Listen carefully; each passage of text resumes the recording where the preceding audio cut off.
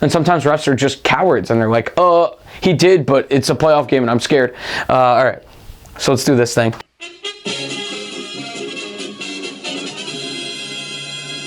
Welcome back to Belmont Bunch with a special episode talking about Adam Pelech's now 4-month absence from the Islanders lineup.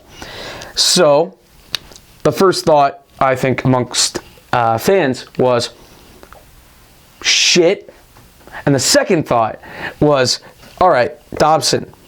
By the way, I'm getting these lines from Daily Faceoff, these pairings. I'm sure they will change a lot, even within one game, but I'm sure they're going to change coming forward with this injury, and also with our options now in Bridgeport and now in the NHL in Aho. So a lot of people, their first thought was Dobson's going to get increased playing time now because he's going to be in the lineup every day. Not necessarily he's going to move up, because I think still he'll play on the third pairing. I'm going off of what Daily Faceoff has, but that's not the important part. The important part is this: to the people that are saying Dobson's a shoe-in. I always thought that phrase should have been sure-in, but it's a shoe-in. People are thinking Dobson's an automatic to get more playing time. Here's the problem with that.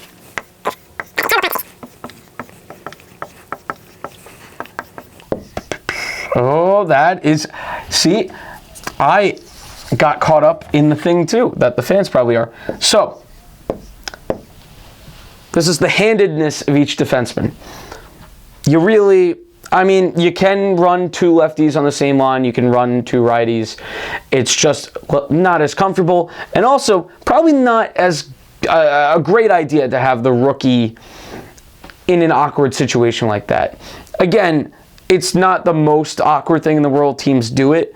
But if you don't have to do it to a rookie defenseman who's 19 years old, I don't think you want to put him in that spot. Now, to the two available players in our minors that are most likely, I mean, now Aho has been called up as of today. Aho is a lefty. Hickey is a lefty. Now, because Aho, as I walk off screen, Sebastian Aho has not played in a while, and I cannot remember if he's a lefty or a righty. I'm pretty sure he's a lefty, based on how much I've played NHL. The video game. Pretty interesting.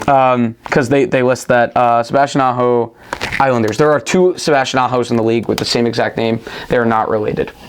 You don't have to have the camera on me. And Pelech is a lefty, but we kind of know that. So, going back to the whole thing before I rudely interrupted me. Well, first of all, my first thing that I noticed was I thought last night Taze was playing a lot. I mean, he's listed as third pairing here. Taze played a lot last night. Through 2 periods, I'm pretty sure he's the time on ice leader for us. And I think that could be something that could be relatively normal for the rest of the season without Pelech. Taze has shown an ability to play sort of a Pelech type game, but also have an offensive edge.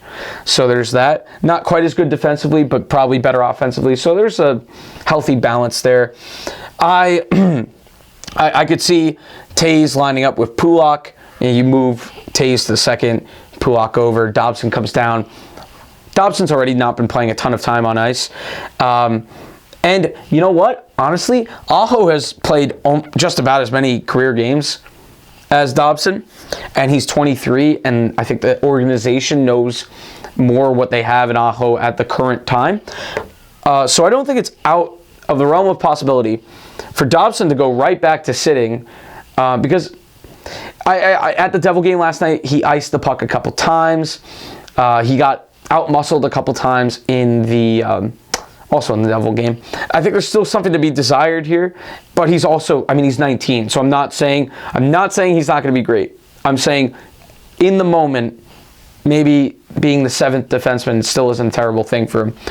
Aho could come in, play with Mayfield for a couple games, just get an idea of how that looks. We know Aho has, he's an AHL All-Star for the 2nd year in a row. He has been very patient with the organization as they have, not really given him a ton of opportunities, but the team has been good defensively, so he hasn't had many chances to get up. Now he's got his chance. Hickey, I believe, in the minors is still shooken up. I think Aho gets the shot. Dobson maybe sits, or I mean, I had Mayfield in the sin bin, and I know Barry Trotz watches this. So maybe Mayfield takes a seat for a game, Dobson drops in down, and Aho plays with Dobson. Probably not as likely, because I don't think you want to play two young players with each other. You want to mix some experience in there. So, this whole lineup is movable. We don't have a true number one defenseman, though this guy I thought was turning into it defensively wise. But yeah, I mean, this doesn't have to be a super long thing. I don't want to go on about it for hours. I want to see what Aho's got now. I don't mind either of these guys sitting. I mean, obviously one's going to stay in the lineup. To give Aho an opportunity, because it's not like the team's been playing on fire and you don't want to mix anything up. In fact, we've been mixing more and more things up to try to get back to where we were earlier in the season. So, want to see Aho in for a couple games. If it's working, keep him in. If he's still a little bit shaky, maybe send him down. And once Hickey's healthy, Hickey comes up.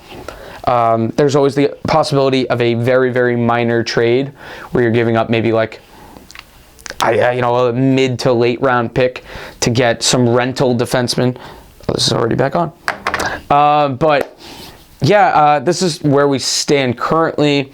This is a situation to monitor in coming weeks. If the goals against average comes up, and it's if it's not the goalies that are the fault of it, keep an eye on the Islanders trying to improve both offensively and defensively if there's a little bit of a fall off without Pelech. But that's the video. We're going to do the similar thing for the forwards. That's it for the video. We'll see you next time. Have a good one.